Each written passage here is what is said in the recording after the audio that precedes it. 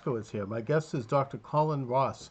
He is the author of The CIA Doctors, Human Rights Violations by American Psychiatrists. Dr. Ross, you have a lot of very interesting books up on Amazon, and this is the one that caught my eye. I want to thank you for joining me this afternoon. Yeah, it's my pleasure. Now, Dr. Ross, you get into this whole clandestine operation on the part of the CIA that goes back to World War II and the OSS, which was the predecessor agency to the CIA, and their experiments with, I guess we might call it mind control or psychological experiments on individuals, and possibly with the goal of mass population experiments. So talk a little bit, if you will, about the premise of your book and where this all got started. Okay. Well, so I'm a psychiatrist. I grew up in Canada, educated in Canada, medical school, psychiatry, and then I practiced in Canada in Winnipeg for 6 years. And then late 91, I moved to the United States, to the Dallas area. I've had a hospital-based trauma program since then in the Dallas area. And when I left Canada late 91, I'd watched James Bond movies. Beyond that, I didn't really have particularly any interest in clandestine services, CIA. Mm-hmm. And within a couple of months, I started hearing accounts of when I was a kid. When I was a kid, I was taken to a military base, some sort of lab. There was doctors, there was equipment, experiments were done on me. So basically, I knew nothing about this, didn't have any attitudes towards it, and decided to look into it. Well, I mean, it's it's a very broad subject. You mentioned James Bond. I think that Ian Fleming, the author of those fictional books, had some connection to MI5 or MI6 in England. And he had more than some connection. He actively worked with them and for them. Okay, and the Tavistock Institute in London, which Right. was sort of interconnected to this OSS operation, which eventually became known as MK Ultra after the war. Now, you're Canadian. Did you have does any of your research talk about Dr. Ewan Cameron? Yeah, there's a chapter on him in my book. So he's interesting and important for several reasons. One is McGill University, where he was as a major university in Canada. Right. He was at various times president of the Quebec Psychiatric Association, the American Psychiatric Association, the Society for Biological Psychiatry, and the World Psychiatric Association he was prominent in as well. So he's a very politically connected guy. Mm-hmm. And he was MK Ultra 67, I think it was, sub-project. And in the documents, it says that he was unwitting, which means he doesn't know it was CIA money, which is completely unbelievable and not possible. Mm-hmm. So he's a prominent leader of psychiatry who illustrates the point that all this CIA military mind control experimentation, which is very, very thoroughly documented, objective facts, not just a conspiracy theory at all. I'm getting an awful lot of noise. We are. Are you here? It's okay. I mean, this seems to be some kind of disturbance, but Okay. I don't think it's coming through on my end. I think we're okay. Okay. So at any rate, he illustrates that it's not just a few rogue psychiatrists somewhere who are involved in this whole network of experimentation. It was leading medical schools, top psychiatrists, many of them with top secret clearance. And Dr. Ewan Cameron, whether or not he was witting, and I think you're right, it's pretty obvious he must have been. He was involved in some experiments on human beings that would be absolutely banned today and that were really horrendous. Talk a little bit about his work at the institute in McGill, which he worked. Which was called the Allen Memorial Institute. So before he was a CIA contractor, he did some pretty weird experiments. Like he had a theory that had to do with red light, and he would put people with schizophrenia in sort of enclosures and expose them to red light for prolonged periods of time. He also had theories about heating people up to treat schizophrenia. So he put him in hot rooms for prolonged periods of time. So he had quite a few oddball interests. And for the work he did for the CIA, which was also funded by the Canadian government, he did depatterning and reprogramming. So he would, and I have one of the chapters in my book is I have all the records from the Allen Memorial Institute, including his signatures on various pages. And she was a typical patient. So she was admitted to the hospital on referral from her family doctor in Quebec for sort of mild to moderate depression. She had a lot of young kids. And she got 103 electric shock treatments in a period May to September. This is back in the 60s. But each time she received electroshock, instead of the button being pushed once, it was pushed 6 times. So she got the equivalent of over 600 normal electroshock treatments, which completely wiped out all of her memory for the past, reduced her to a vegetable, incontinent of urine, incontinent of feces, can't feed herself, doesn't recognize herself, kids, doesn't know her own name. And then gradually recovered from that over a period of months, but never recovered the memory from age 25 back to birth, and lost skills like she had to relearn how to cook, how to do basic activities, how to sing and play the guitar. So this was called depatterning. And then he would put people also to sleep for days and days and days, various drugs, and play tapes over and over and over and over to program in new thoughts, ideas, and attitudes, which was horrendously destructive and crazy. Oh yeah, absolutely. And I wonder if this was part of a bigger agenda on the part of the CIA and why they were involved in this sort of experiment to figure out how to control masses of people, to try to figure out how to control behavior on a macro level by doing these human experiments. I'd say yes, no, and I'm not sure would be my answer to that. Okay. So I think there's just the individual person level, so they're obviously interested in, they've captured this guy, or they're trying to turn this guy, or they're interrogating this guy from some foreign country. Or with our own people, how can we wipe out their memories, basically? So we send somebody on some operations.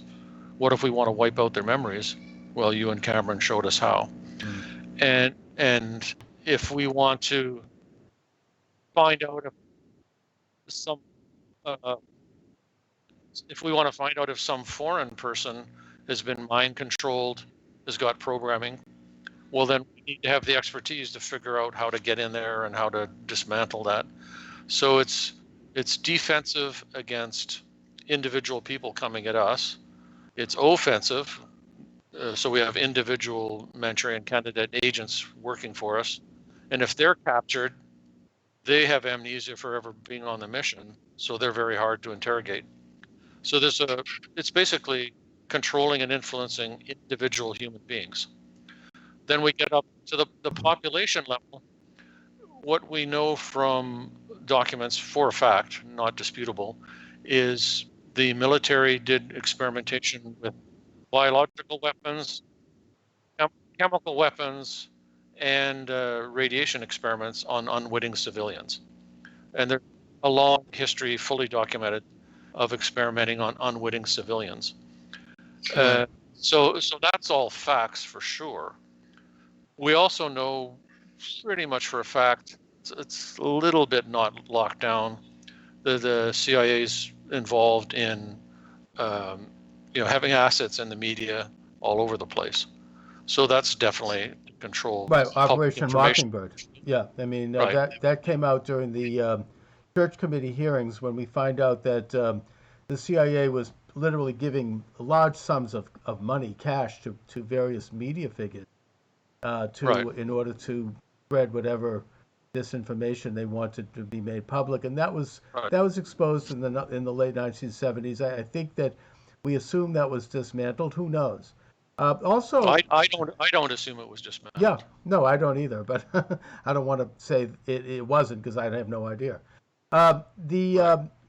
I interviewed an author who talked about this Operation Monarch, which sounds similar Right. to what you're talking about in that she says that she was, as a young girl, was programmed to be a sex slave and that was Right. involved with just horrendous things, and that this was a whole movement inside the CIA as well. That's been partially exposed. I don't know if it was part of the church committee, but that's public record, at least a portion of it. Do you have any information on that, and is that connected to this? Well, I have information in the sense that I've been told about this by multiple people. Um, and in terms of documents, there's nothing on MK Ultra, MK Search, MK Naomi, Project Artichoke, Project Bluebird. Those are all the declassified ones that there's some documents on. In all of that documentation, which is 15,000 plus pages, there's not a word about any kind of sexual abuse. Okay. So there isn't any proof, but I've heard many, many, many, many accounts and claims. And I would say it's almost for sure, but of course I don't know, that Jeffrey Epstein probably was connected into intelligence, military community, and all kinds of powerful people. So it's not the least bit unbelievable that there would be operations and programs with honeypots and trapping people, getting dirt on them basically, so you can control them, Right. threaten them. Blackmail. And So a lot of high level yeah, people in government and in business, in order to sort of keep them under a certain level of control, you get them in compromising situations and then they're blackmailed. I mean, that's an old story. And Epstein, we already know publicly that he was involved with an right, international sex ring that extended around the world. And that he also, it just came out, even the Boston Globe has written about the fact that had a private office at Harvard University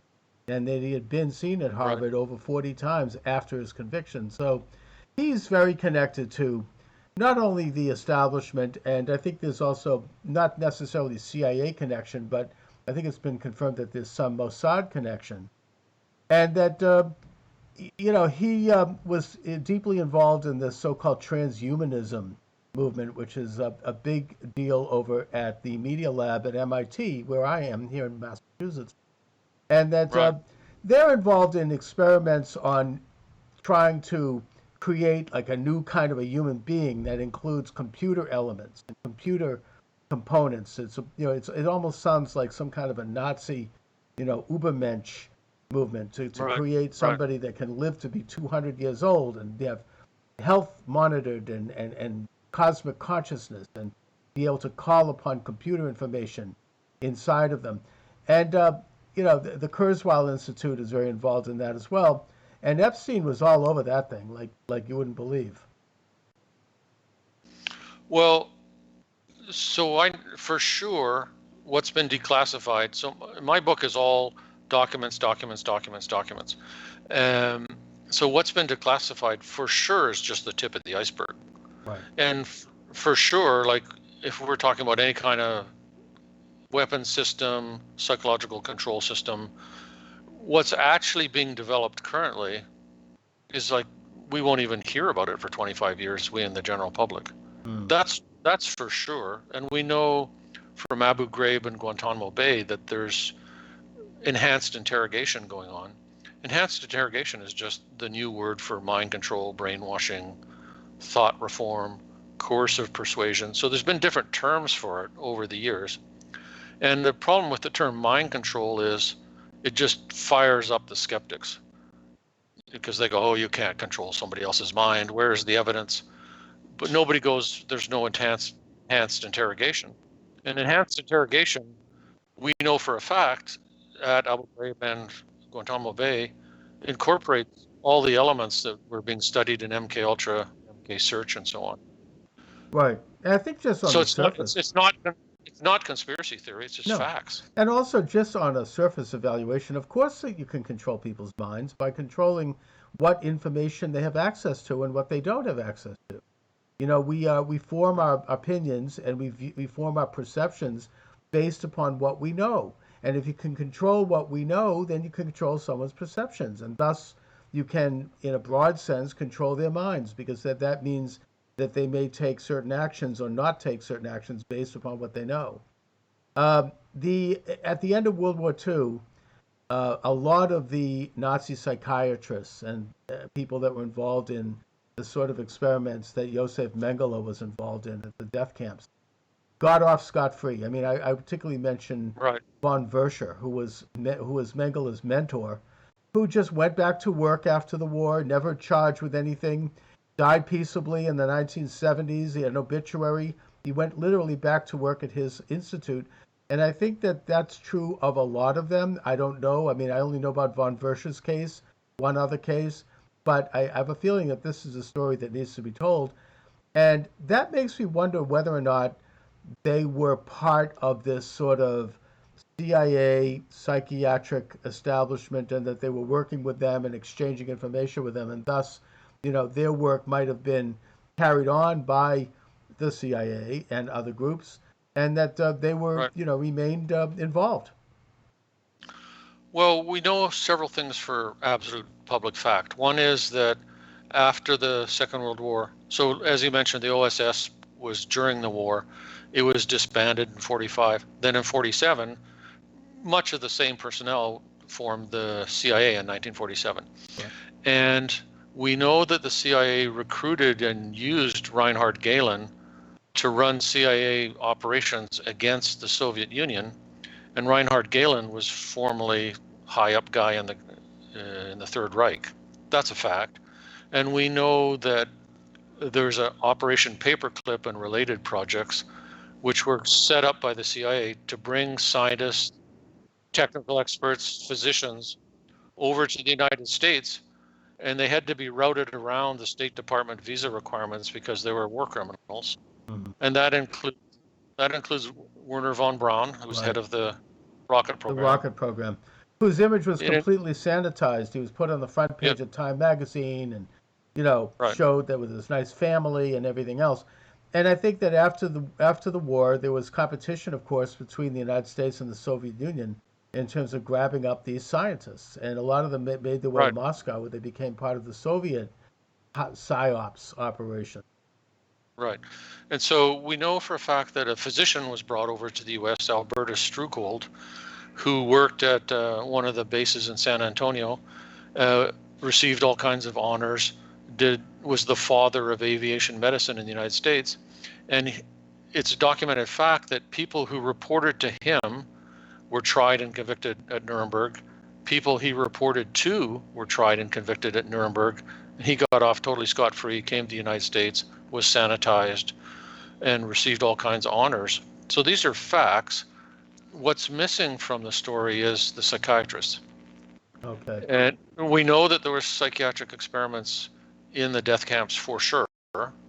We know that there's this big competition to grab up all kinds of technical experts. We know it included doctors. There had to have been psychiatrists. So I'd be very interested in identifying those people. And Right. I think I would look at Johns Hopkins and Fort Meade Hmm. as two places to start investigating. And I also think that, if I'm not mistaken, Mengele was a psychiatrist, as was von Verscher, that is. So, that's there. Now, in the Right. 1960s, you had in Los Angeles Dr. Louis Jolion West, Right. basically involved along with Alpert and Timothy Leary, both at Harvard, in the release of LSD to the general public. I mean, they literally were giving it out on the street, and engaging in, what we might call pharmaceutical experiments, I suppose, in personality Right. control, mind control, ultimately. Do you have any information about that? Yeah, there's a chapter about Louis Jolyon West in my book. So he was definitely cleared at top secret. One of the things he's famous for, which is public domain information, is he killed an elephant at Oklahoma City Zoo with a massive dose of LSD. So Hmm. he definitely was involved in LSD experiments. He definitely was cleared at top secret. He was definitely the psychiatrist chosen to come in and interview Timothy McVeigh, Mm-hmm. and he's also connected into the Kennedy assassination. Uh, who's the guy who shot Lee Harvey Oswald? His name's slipping my mind right now. Jack Ruby. Jack Ruby. Yeah, he was also called in to interview Jack Ruby in prison. So he's been, directly involved in the history, and is connected to many other people in the history, big time. And so one of his assignments, I don't know who assigned him, but one of his assignments is he spent a year in the Haight-Ashbury district Mm-hmm. in the 60s. So he's directly connected there. Right, they were handing out LSD tabs like candy. Now, you just mentioned something that was going to lead me into my next area of inquiry, and it's one that's very speculative, and that is the Kennedy assassination. I mean, Lee Harvey Oswald died right after meeting with Jolyon West in prison. There has always been information about Sirhan, who killed Robert Kennedy in 1968, who has testified many times and still recently, as recently as a few years ago, that he didn't remember anything that had happened. It was almost like he was in some kind of a trance, and he recalls a series of events by which he he felt like he was almost robotic, that he didn't know what he was doing, and that he has no actual memory of the assassination itself. There's speculation, and it's very speculative, that Sirhan, possibly Lee Harvey Oswald, and maybe others, maybe the guy that killed Martin Luther King, might have been treated, if you will, as individuals to, or programmed through mind control experiments to carry out these assassinations. Do you have any information about that, Colin Ross? Well, one of the chapters in my book is about Sirhan, and it is true that, and you can easily find this on YouTube interviews, public domain. He's definitely still says he has amnesia for the killing. He had lots of trauma over in Palestine, so tons of trauma, which could have set him up with a dissociative disorder, described as going into trance states by his mother before he even came to the U.S. The real problem is we can't lock down and prove that he was controlled by anybody, but I'd say it's very likely and possible that he was. In terms of Lee Harvey Oswald, so there's a million books about the assassination, right? But the most interesting thing to me about Lee Harvey Oswald is he worked at the Riley Coffee Company in New Orleans in the early 1960s. Mm. And his alias was Alex Heidel, which is all publicly proven fact. A guy who is involved in killing somebody in New York City, which was Frank Olson, who was going to be a whistleblower about LSD and other mind control experiments by the CIA and the military. He was killed by a guy who is very involved in all kinds of clandestine operations.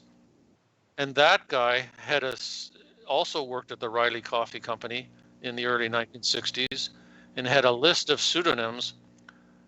His last name in one of his pseudonyms was Heidel. Mm-hmm. So we've got Lee Harvey Oswald, who worked at the Riley Coffee Company in the early 60s, who had a pseudonym Heidel. We've got another guy who killed Frank Olson, who worked at Fort Detrick, who was going to blow the whistle on CIA military mind control chemical operations, who was killed by a guy who had a pseudonym Heidel. It's just so far beyond coincidence. It is, and there's also a lot of strange things about Oswald having spent a lot of time in the Soviet Union in the late 50s. His wife, Marina, was the daughter of a major Soviet operative and general, I think. And it's just an amazing story of his various interconnections with different unsavory groups, I guess you might say. But in the broad sense, going back to the premise of your book, The CIA Doctors, you have here, I think it's, generally been proven that the CIA, probably working in conjunction with other intelligence organizations, um, shut this off. You got your phone going off there? Yeah. Um, Working in conjunction with other intelligence operations, had a major effort that picked up a lot of steam during the World War II and in the decade after to develop a means to control people, individuals, Right. and entire groups. The Nazis developed this to a very high art in terms of their ability to manipulate media. They would have these events that would affect people's sight, smell, ears. They would have like a total media experience with these rallies. And you had like a mass, people would fall into a state of mass suggestion to the degree that, women were fainting and having orgasms. And it was like, it's kind of like what happened, frankly, not to compare, but with Obama when he first was running. So similar to the Beatles too. Well, you bring that up. That's an interesting topic. I mean, John Well, just, Lennon. just the hysteria and people fainting and screaming Yeah, and and John Lennon, of the four of them, he was always the truth teller, where he pointed out, look, we're more popular than Jesus. And when they first came to the United States, and they would step out on the balcony of a hotel, and there'd be people cheering below, he'd make Hitler salute. I mean, he was doing it as a kind of a commentary that this kind of mass, I don't want to say hysteria, but this almost hypnotic trance that people went under and it was stimulated by them, not personally, but by their appearance, right.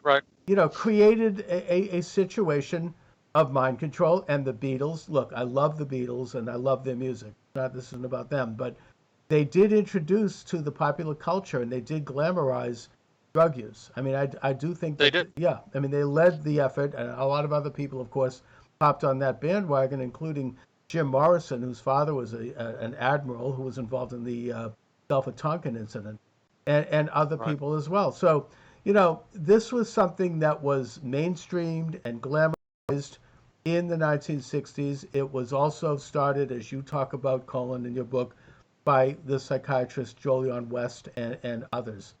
What do you have on that front? Oh, you're breaking up on my end here. Sorry. Oh, okay. Can you hear me now? All right. I guess we're having some technical problems. Ah, this. Yeah, I can hear you again now. Okay. So, talk a little bit about the counterculture and its connection to this whole story. I want to touch on Monarch, which you mentioned at the beginning there. So Project Monarch, which I've heard about from many people, I filed Freedom of Information Act requests with all branches of the military, CIA, etc., and everybody just said we have nothing on that. So I don't know whether Monarch actually existed as a program called Monarch, or whether it's an urban legend, or it's active disinformation. But I'm sure that there's ongoing programs. It doesn't really matter if one of them is called Monarch or not. But so there's no proof of an actual program that was actually called Monarch.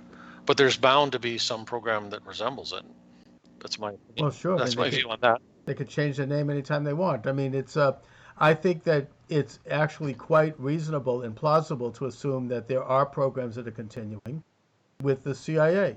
That's their business. I mean, they're secretive and they're involved in Right. manipulating public perception, both on a broad scale and a macro scale, and also possibly manipulating individuals. Well, that's the job we've assigned them, basically. Yeah. So in one, setting aside all the ethics and everything, in one sense, they're just doing their job, and we, the people, through the government and the military, have assigned them that job. So my whole focus has not been on the CIA as bad guys. My focus has been on the psychiatrists, since I'm a psychiatrist, and the involvement of psychiatry is massively involved. All kinds of unethical experiments, harmful experiments, complete violation of patient rights, of the Hippocratic Oath. So I'm most personally interested in focusing on, let's get this out in the light of day, Mm-hmm. and let's not have psychiatrists continuing to be involved in this kind of stuff. Well, I'm glad to know that. I mean, I think that, this may not, I don't know how this is going to come across to you, but I think going all the way back to, not necessarily Sigmund Freud, but Wilhelm Wundt, I think is in Germany, Hmm. that psychiatry has always been all about mind control. That's what it is. It's an attempt to Right. understand and thus control the human mind. Basically, I agree. And so the whole question is just you turn it to good or turn it to evil. How can we make sure that it is vetted publicly? I mean, your book, The CIA Doctors, is certainly a step in that direction. Well, the main problem is just everybody's too busy and too apathetic, and there's too many causes. Like, so we've got COVID-19 going on. Who's going to get all focused on involvement of psychiatrists in unethical experiments, right? No, nobody's got the time. Mm. Nobody's interested. So just this massive public apathy, to me, is the main problem. So I wrote about it. I'm the only psychiatrist who's written a book about all of this stuff. I talk about it. I do interviews about it. That's kind of the maximum I can do. Yeah. Well, you make you've made your contribution. In my small way, I try to as well, and that's really all we could do is just wake up the public to the nature of this, and so more and more Right. people can look into it and then go to bat and bring it up, and maybe we could end up understanding the forces that affect our times. Anyway, Well, yeah, Colin. I was just going to say one recent book that I just wrote is called The Genetics of Schizophrenia. Hmm. So to me, the main propaganda, mind control, public disinformation program being run by psychiatry right now is that mental disorders are genetic. The evidence clearly proves that genes are only a little small part of the story. And then the other part of the disinformation is that antipsychotic and other medications are way more effective than they really are. So psychiatry is way over exaggerating how genetic mental illnesses are. Hmm. Hello? Shades of the Third Reich, and way over exaggerating how effective the medications are, and way downplaying the side effects and toxicity of those medications. So to me, that's the number one mind control operation being run by psychiatry right now. Oh, I couldn't agree more. And I mean, we didn't even talk about how the connection between psychological drugs and all of the school shootings, going all the way back to Columbine, that I think if Right. you looked at all of the school shooters, including ones that are not that well known or ones that just killed one or two people, you'll find that a very high percentage of them were on some kind of a psychological drug. And if you look at the fine print on these psychological drugs, it tells you they can be homicide, result in homicide, suicide. Now, look, I'm not against the complete. I don't call for the complete ban of these drugs, but they're way overprescribed and they're not well supervised when they are prescribed, and people can end up having a very extreme reaction when if they don't take it properly or if they go off of them, and starting with Ritalin. I mean, it's an international problem, certainly an American problem. I agree 100%. And I agree that it's not just, quotes, conspiracy theory. It's scientifically rational to raise the question, okay, we know the side effects of these antidepressants. They include suicidal ideation, homicidal ideation, violent behavior. According to the government, according to the drug companies, according to the profession of psychiatry. And we know that many of these shooters have been on those drugs. So it's perfectly reasonable that at least some of those cases were drug reactions. It's Oh, not absolutely. fantastic at all. No, we It's should look at it like you look at any other crisis. I mean, if when there's an airplane crash, the FAA goes in and looks at what happened. Was it right. design flaw? Was it stress? Was it That's how we should be looking at at the shootings in high schools and in colleges. Look at the profile of the people involved and see if there are any similarities. If you look at it scientifically, which is what they should do, I think you will find that there is a connection with the drug. Right. I agree. Anyways, Colin Ross, I want to thank you for joining me. I will post your book up on the YouTube channel. Do you want to let my viewers and listeners know where they can reach you, or any information? Well, you can search Colin A. Ross, MD, the Ross Institute, or the website is www.rossrm.org. ROSSINST.com, which is short for Ross Institute. So it's pretty easy to find me. Okay. Colin, I want to thank you for joining me. I hope to do it again soon. I'd like to do a series with Sure. you, actually. That'd be good.